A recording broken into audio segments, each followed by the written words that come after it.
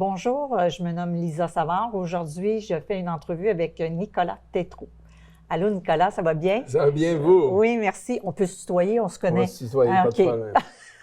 Je sais que le 8 octobre 2024, il y a eu une tragédie qui s'est produite à ton domicile qui a changé ta vie et la vie de ta famille au complet. Peux-tu nous expliquer et nous dire qu'est-ce qui s'est passé? Oui, en fait, ça fait une année jour pour jour aujourd'hui. Au moment de filmer ça, nous sommes le 8 octobre. Donc, ce fut une journée où il faisait très, très froid. Une journée occupée. Nous avons 6 enfants. Mélissa, 2 enfants d'un premier mariage. Mélissa, ma femme. Moi, d'un premier mariage, j'en ai 2, Olivia et William.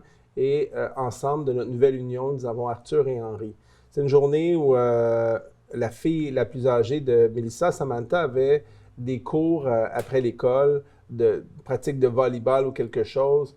Donc, une journée froide où il faisait 3 degrés, puis on a essayé de... Je devais aller chercher Samantha, puis dans l'espèce de transition de garde entre moi et Mélissa, on a perdu peut-être un peu d'attention, puis Arthur a réussi, on ne sait pas comment, à sortir, trouver une issue de secours dans la maison, est allé se lancer dans la piscine. Ah. Donc, Arthur, on l'a retrouvé, on ne sait pas, 10 minutes, 15 minutes après, 20 minutes après, noyé complètement, les poumons pleins d'eau, mais il flottait sur une piscine. Il flottait sur le dos. Sur le dos? Okay. Ce qui est très, très rare parce que normalement, il aurait coulé déjà dans le fond de la piscine, puis on ne l'aurait pas vu parce que la piscine en octobre était déjà très sale. Ouais.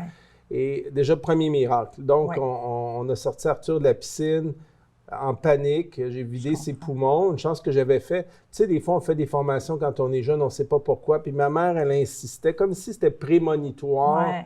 Elle insistait vraiment que je sois un sauveteur, un lifeguard. Ah. Donc, j'ai fait la formation de lifeguard, mais aussi d'être le formateur des lifeguards pendant 5 ans à la piscine Pointe-Claire, qui est très reconnue pour son excellence en natation, etc. Donc, okay. J'avais cette formation-là, j'ai vidé les poumons d'Arthur, j'ai voulu mettre de l'air dans sa bouche, c'était tout bloqué, il était tout blanc, les yeux noirs, les doigts noirs, et le bébé était vraiment, vraiment décédé, la peau était déjà froide. C'est horrible de voir son enfant, c'est tout ce qui nous passe par la tête en si peu de temps. Et là, j'ai vidé ses poumons, j'ai commencé à administrer de l'herbe, j'ai fait comment on appelle ça? Le massage cardiaque, exactement.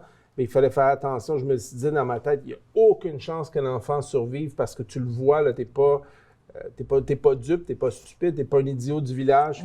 Mais je me suis dit, pour le 1% de chance qu'on a, puis je priais, puis j'essaie de ne pas défoncer sa cage thoracique parce qu'il n'avait que 35, 37 livres, puis moi, 240 livres. C'est ton enfant. Puis quand un enfant est mort ou qui vient de se noyer, il n'y a aucun tonus musculaire. Fait que déjà, de le déplacer, tu ne veux pas que les épaules se disloquent, n'importe quoi. Il faut que tu le places.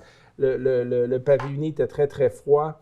Donc, c'est la panique. Et à chaque souffle que je donnais, je demandais, bon Dieu, s'il vous plaît, Jésus, s'il vous plaît, bon Dieu, s'il vous plaît, Jésus, s'il vous plaît, bon Dieu, s'il vous plaît, faites un miracle. Prenez ma vie en échange.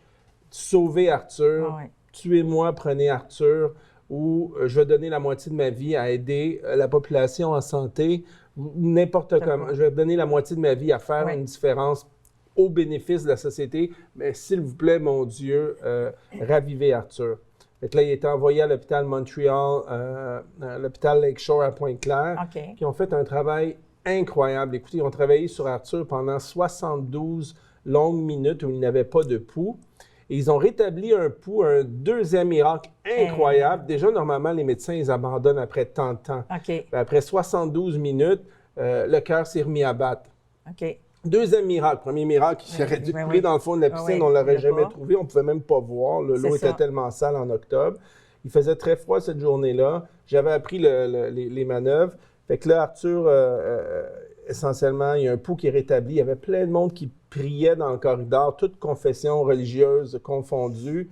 C'était incroyable quand c'est arrivé. Vraiment, là, tu deviens vraiment croyant au bon Dieu parce que je comprends. Personne n'y croyait. Là. Non, c'est ça. Le bébé était mort. C'est ça. Fait que là, il était très stable. Il était stable. Là, ils l'ont envoyé à l'hôpital Montreal Children. Okay. Et là, il restait à l'hôpital pour, je pense, 7 semaines à cet hôpital-là. OK. Puis pendant qu'il était à l'hôpital, là, il était comment, Arthur, à ce moment-là? Donc, dès qu'on est arrivé à l'hôpital Montreal Children, l'hôpital anglophone pour enfants, l'équivalent de Sainte-Justine, il a été pris en charge, puis il était stabilisé, mais ils ont commencé à administrer toutes sortes de drogues qui a posteriori, on me dit qu'ils n'étaient pas nécessaires. Okay. Puis nous, on a comme eu une intuition. C'est fou la vie, comment c'est fait. Je pense qu'on a eu vraiment une intuition. Mélissa a commencé à regarder sur Internet, c'est qui les meilleurs médecins au monde, les plus compétents en noyade. Parce que c'est pas vrai qu'au Québec, on a nécessairement une spécialité dans tous les domaines médicaux, et c'est normal. Oui. Je pense qu'ici, on est très bon pour les gens qui se casse la gueule, si vous voulez, sur la glace, etc. On est très bon en orthopédie, mais pour les noyades, c'est pas notre spécialité. Okay. Donc, on a trouvé Paul G. Harsh, prof de médecine à Louisiana State University, puis spécialiste mondial en hyperbare, puis il a rétabli plein d'enfants de noyades. Fait qu'on l'a contacté immédiatement. Là. La première journée, on avait une intuition de lui parler. Puis là, j'avais un ami qui est aussi un ancien prof de médecine à McGill, de chirurgie, Dr. Michel Bazinet, qu'on a contacté. Puis on a appelé tous nos amis qu'on avait, puis la Sécurité nationale du Canada. On a nos amis qui est un des patrons au consultant, au SCRS. On a activé tout notre réseau déjà pour voir qu'est-ce qu'on fait, qu'est-ce qu'on peut faire, comment on peut s'activer. Et ce qu'on s'est rendu compte au fil du temps, c'est que l'hôpital Montreal Children ont des qualités aussi. J'essaie de ne pas être émotif parce que si j'étais émotif, ça serait bien pire que ça. Oui.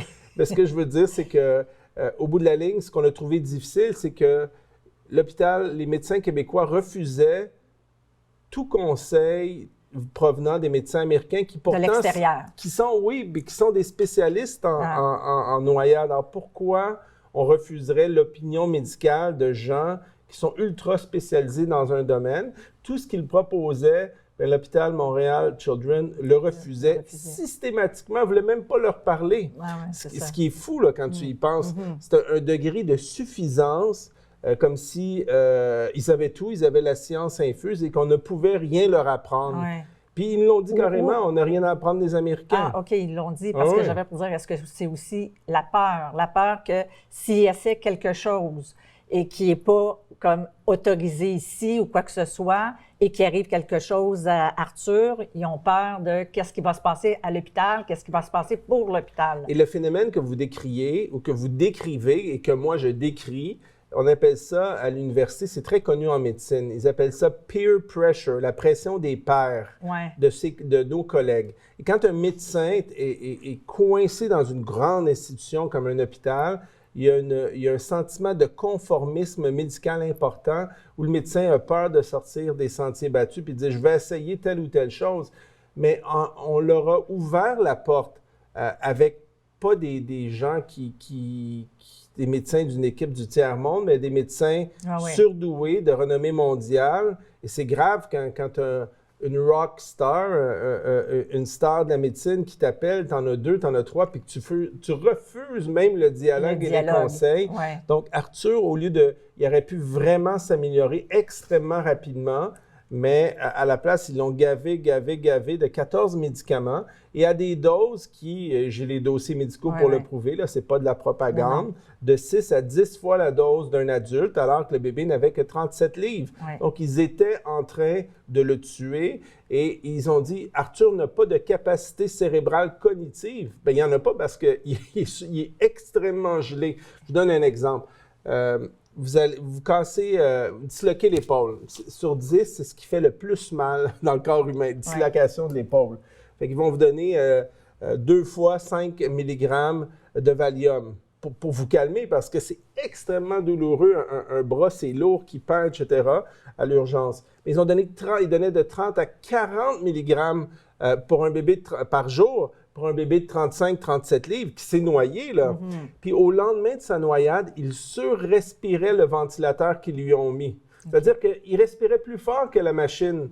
Il n'y avait pas de machine. Puis les médecins américains lui ont dit, quand on insère le tube pour le respirateur, souvent on abîme le cartilage dans la gorge. Parce que quand on fait ça, on y va pas, on y va rapidement, Ah c'est oui. un truc de survie. Ah oui. Donc, 8 fois sur 10, les médecins américains voulaient expliquer à l'hôpital de Montréal qu'on abîme le cartilage et que l'enfant ou l'adulte, surtout les enfants parce Oui, que c'est tout le petit. trou est beaucoup plus petit, n'arrive plus à respirer pendant 10 à 14 mois parce que le cartilage est abîmé, à moitié arraché, puis ça prend du temps parce que c'est peu vascularisé, il y a peu de vaisseaux sanguins dans un cartilage, il y a quelques vaisseaux capillaires, donc ça prend du temps.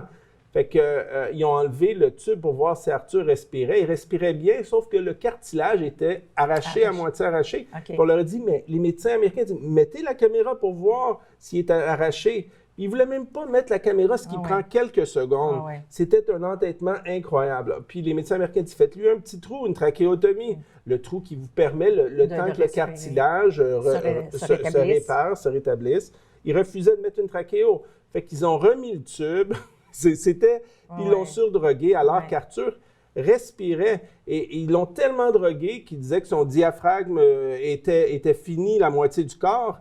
Mais à trop donner de drogue sur les neurotransmetteurs, sur le système nerveux central, on vient à créer ce qu'on veut empêcher. On vient à créer des problèmes neurologiques. C'est eux, avec le surdosage de drogue, qui rendaient Arthur complètement dans un état complètement débile. Oui, puis j'imagine, en tant que parent, tu te dis, voyons, ça n'a pas de bon sens, tu sais, je veux le sauver, on veut l'aider.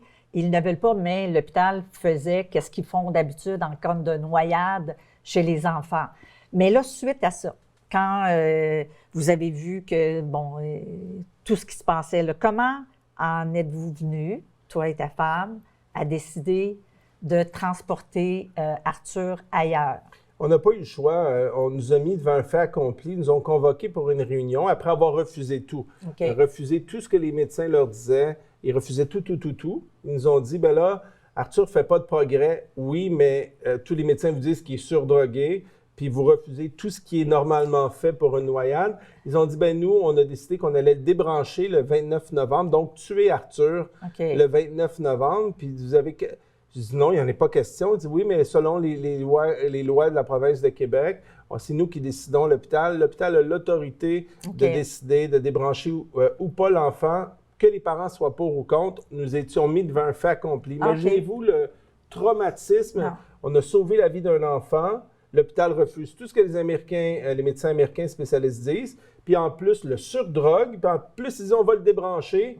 Puis vous n'avez rien à dire. Le choc que j'ai, même moi aujourd'hui, quand ma femme elle a arrêté de produire des hormones dans son corps, un choc émotif énorme. Moi, j'ai les enzymes cardiaques extrêmement élevées, puis j'ai rien, j'ai pas de cholestérol, j'ai rien, puis je suis susceptible d'avoir encore une crise cardiaque aujourd'hui énormément, parce que le stress d'un décès, d'un deuxième décès appréhendé, c'est pas vivable. Donc, ce qu'on a fait, on a utilisé tout notre réseau, puis vous savez, je peux être super fin, là, mais j'ai le défaut de mes qualités. Quand on dit qu'on va t'enlever un enfant, ça passe pas au conseil. Et on a essayé de trouver un hôpital qui voulait nous accueillir. OK. Puis, quand vous avez fait les recherches et que vous avez parlé avec le médecin en Louisiane, c'est quoi les résultats que eux vous disaient qu'on peut avoir avec un enfant de la noyade là, qui... Dès quelques jours, les premiers jours, c'est une bonne question. Dès les premiers jours, on envoyait des vidéos d'Arthur. Aujourd'hui, vous savez, avec le téléphone, on envoie tout. On demandait aux archives des copies des dossiers. On prenait des photos de tous les médicaments. C'est pour ça que notre dossier est très, très, très étoffé. Les médecins nous disaient qu'on a traité des cas pires qu'Arthur, puis aujourd'hui, ils sont chez leurs parents, puis il y en a qui vont à l'école. Okay. Ils ont causé l'hôpital des dommages importants à Arthur, parce que s'ils avaient appliqué ce que les médecins américains spécialistes leur avait dit dès le départ, Arthur marcherait aujourd'hui. Okay. On a perdu 6 ou 7 semaines, puis il a été surdrogué, alors que s'ils avaient appliqué tout ce qu'on a dit dès le départ, dont l'utilisation de chambres hyperbares, qu'on aurait pu aller à Sacré-Cœur ou à Québec, à Lévis, ils ont refusé, alors que c'est le seul traitement pour la noyade, c'est la chambre hyperbare. Parce que quand il y a une noyade, le cerveau devient enflé. Et c'est cette enflure-là qui souvent est la justification de débrancher quelqu'un. Alors que vous mettez après une noyade un enfant ou un adulte qui s'est noyé dans la chambre hyperbare et après 90 minutes, 2 heures, il n'y en a plus d'inflammation. Elle est réduite drastiquement. Le cerveau n'est pas endommagé C'est ça. et l'enfant peut rétablir rapidement. Mais- On leur a dit ça la première journée, la deuxième, puis ils refusaient. Puis les médecins appelaient, allez-y, vous avez des chambres hyperbares à Ouais. Sacré-Cœur. Ouais. Nous sommes devenus des dinosaures au Québec sur certains aspects. Ouais. La noyade en est certainement un de ceux-là. Et l'hyperbare. Et l'hyperbare, et on vous revient C'est après ça. la pause. C'est ça.